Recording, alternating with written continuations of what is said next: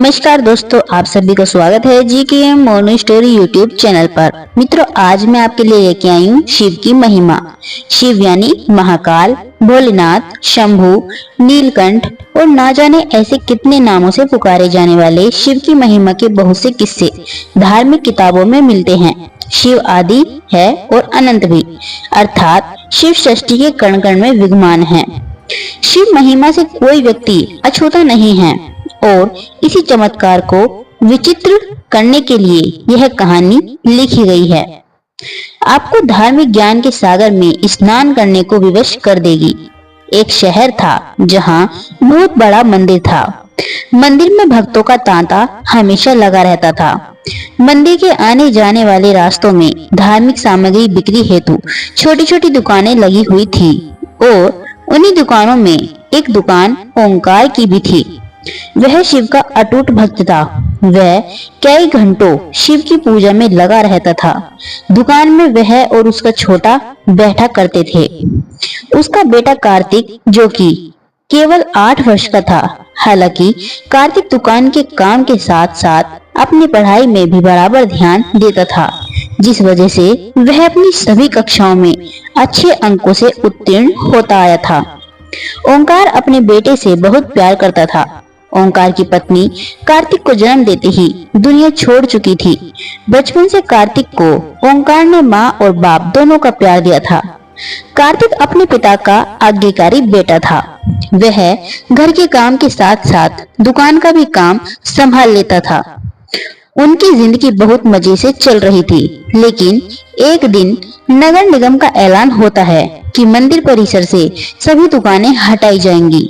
इसका सीधा मतलब था, जिसकी स्वयं की जमीन होगी वही यहाँ धंधा कर सकता था। ओंकार अपने घर में पूजा कर रहा था। जैसे ही उसे यह बात पता चलती है, उसके पैरों तलों जमीन खिसक जाती है, क्योंकि मंदिर परिसर की वह दुकान उसकी रोजी रोटी थी और उस दुकान के अलावा उसके पास आमदनी का कोई जरिया नहीं था। वह तुरंत भगवान शिव के सामने बेसुध होकर लेट जाता है। ओंकार की आंखों में आंसू आ जाते हैं और वह शिव भगवान से कहता है, क्यों दे रहे हो मुझे इतनी तकलीफ प्रभु? क्या मैंने कोई पाप किए थे? कुछ देर बाद ओंकार शिव मंदिर के सामने हाथ जोड़कर खड़ा होता है और अपनी दुकान की तरफ भागता है। सभी दुकानदारों को दुकान से सामान खाली करने के लिए 1 दिन का समय दिया जाता है, जिसके लिए लाउड स्पीकर से लगातार सारे मंदिर परिसर में सरकारी ऐलान होता रहता है। सरकार के इस फैसले का सभी विरोध कर रहे होते हैं, लेकिन मंदिर में भक्तों की संख्या बढ़ने की वजह से रोड का चौड़ीकरण करना अनिवार्य था। हालांकि प्रशासन ने मंदिर से थोड़ा दूर एक सरकारी जमीन में दुकानें बनाने की इजाजत दे दी थी, लेकिन उन जमीनों को लीज पर दिया जाना था और लीज की रकम लगभग जमीन की कीमत के बराबर ही पहुंच रही थी, जो कि ओंकार की पहुंच से बाहर थी। ओंकार दुकान के अलावा कुछ और काम नहीं कर सकता था, इसलिए वह लीज पर जमीन लेने के लिए आवेदन भर देता है और 2 ही दिनों के अंदर उसे 35% राशि जमा करवाने का नोटिस मिलता है। उसने कई सालों से दुकान से पैसे कमाकर जोड़े थे, इसलिए उसके पास लगभग आधी राशि तो उपलब्ध थी। इसलिए वह 2 दिन के अंदर 35% रकम जमा करवा देता है और बाकी का बचा हुआ 15 दिनों के अंदर जमा करवाने का समय दिया जाता है। ओंकार अपने बेटे से कहता है कि बेटा, हमें ये जमीन कुछ भी करके लेना होगा। मेरे पास आधे ही पैसे हो पा रहे हैं, बाकी पैसों के लिए हम बैंक से लोन ले आते हैं। कार्तिक उम्र में छोटा जरूर था, लेकिन वह बहुत समझदार था। वह अपने पिता की बात से सहमत हो जाता है। ओंकार अपने बेटे को लेकर बैंक पहुंच जाता है और प्रबंधक के पास जाकर लोन के लिए आवेदन देता है। बैंक प्रबंधक उससे कहते हैं कि हम आपको लोन तभी दे सकते हैं जब ऐसा कोई व्यक्ति आपकी गारंटी दे जिसका खाता हमारे बैंक में हो। ओंकार इस बैंक से संबंधित किसी व्यक्ति को नहीं जानता था। वह यहाँ पहली बार आया था। ओंकार हताश हो जाता है और वह बैंक के बाहर सर में हाथ रखकर बैठ जाता है। तभी उसके पास एक व्यक्ति तिलक लगाए पहुंचता है। वह कार्तिक को एक चॉकलेट देता है और ओंकार से पूछता है, क्या बात है, आप परेशान लग रहे हैं। ओंकार अपनी समस्या उनके सामने रख देता है।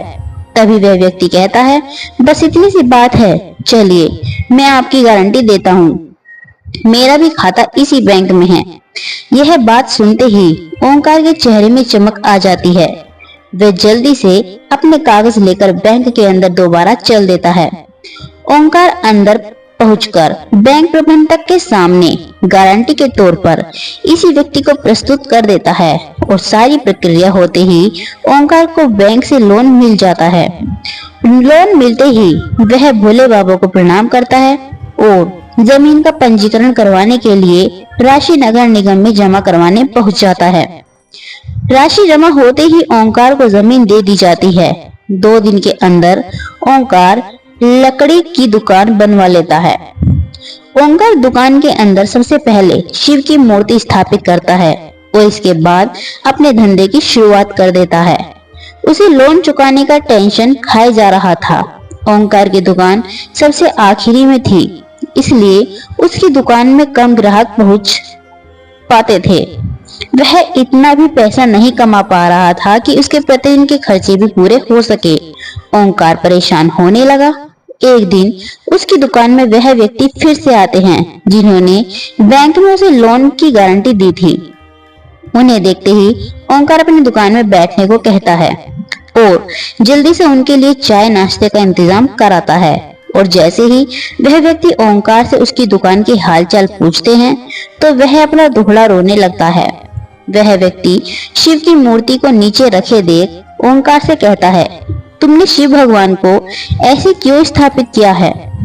उनके लिए छोटा सा मंदिर बना लो, तुम्हारा कल्याण हो जाएगा। और इतना कहकर वे वहां से चले जाते हैं। ओंकार उस व्यक्ति के जाते ही अपने काम में लग जाता है। 1-2 महीने के अंदर ओंकार की हालत बदतर होने लगती है।